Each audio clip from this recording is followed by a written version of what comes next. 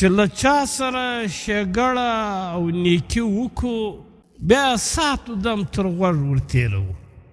ما چې له تا سره هغه نیکیانې وکړې، ما چې له تا سره هغه احسانات وکړو. د امام ابو حنیفه رحمت الله علیه یو ورځ وسره لمر ته ولاړو، یو شاګرد تېرېدی چې ویې کتل امام صاحب په ګرمي کې و دا لمر ته ولاړ دی. دې شاګرد ورته ویل حضرت و دې لمر ته ولې ولاړې، و دې سایه ته د دې دیوال و سایه ته ودرېږ. امام ابو حنیفه رحمت الله علیه ورته وفرمایل چې د دغه کور والا ته ما قرض حسنه ورکړی دی او نن د هغه قرض مدت پوره دی، زه هغه قرض حاصلولو له راغلی یم، نو له دې سړي سره ما د قرض احسان کړی دی او د ده د دیوال وسایه ته ځکه نه درېږم چې دا دی نه چې د دې قرض هغه بدله نه وګرځېږي. لیکن موږ ته چې احسان او نیکي له چا سره کوو د دې دپاره چې دا سړی بیا زما تعریف وکړي، زما بړایي بیانوي، پر ما باندې ترانې وایي.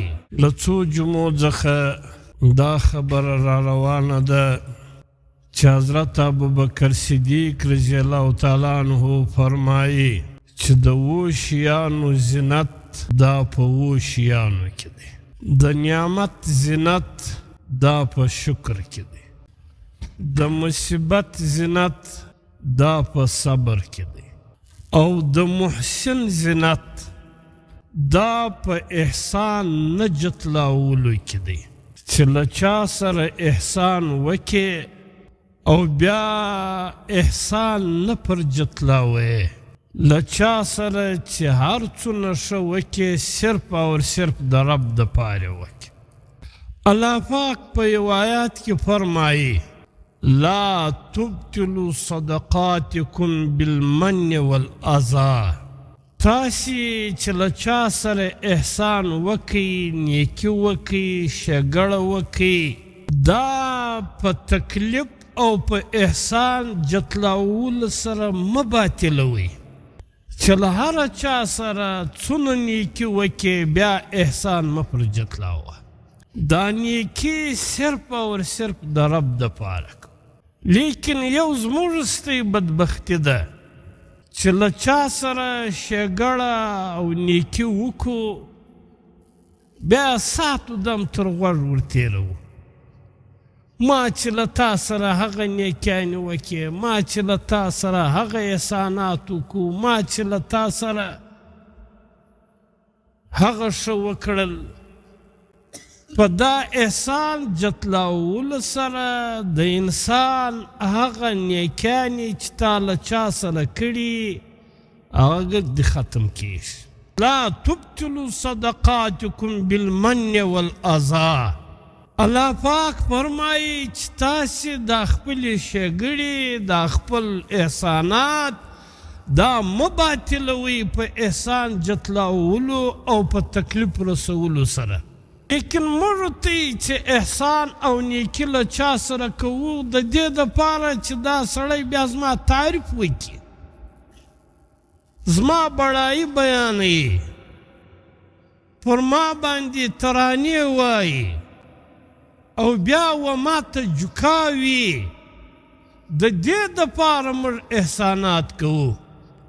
حالانکه صحابه کرامو چې به په دې پوه شول چې دا سړی مجبوره دی، د دې سړی ضرورتمند دی، نو چې د کومو شیانو ضرورت به درلود په بازار کې به شیان واخیستل، وړه، غوړي، برا، دا هغه وخت چې کوم ضرورتونه وو، له دې څه به پارسل ډک کړي چې شپه به سوله د شپې به دا سړي په کور وردننه کړي.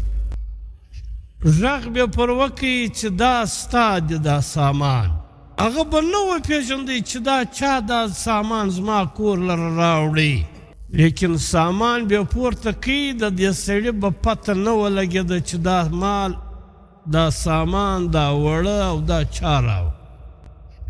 صرف او صرف د رب دپاره به کول. د امام ابو حنیفه رحمت الله علیه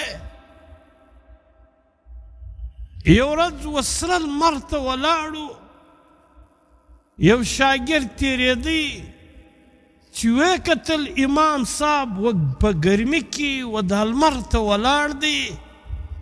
دې شاګرد ورته ویل حضرت و دې لمر ته ولې ولاړې و دې سایه ته د دې دیوال و سایه ته ودرېږ. امام ابو حنیفه رحمت الله علیه ورته وفرمایل چې د دغه کور والا ته ما قرض حسنه ورکړی دی او نن د هغه قرض مدت پوره دی، زه هغه قرض حاصلولو له راغلی یم. نو له دې سړي سره ما د قرض احسان کړی دی او د ده د دیوال وسایه ته ځکه نه درېږم چې دا دی نه چې د دې قرض هغه بدله نه وګرځېږي. د ده د دیواله څخه د سایې څخه زه هغه فایده نه اخلم چې دا زما د قرض ثواب صرف او صرف د رب دپاره وګرځېږي. چې کله د انسان په زړه کې د الله پاک عظمت یي، د ورځې د آخرت عظمت یي، د نیکو اعمالو د ثواب هغه اهمیت یي، نو هغه چې هر څونه احسان له خلکو سره وکړي د دې بدله صرف او صرف له ربه څخه غواړي. داسې حرکت نه کوي چې په هغه سره زما د دې نیک عمل د ثواب د ضایع کېدو هغه خدشه وي.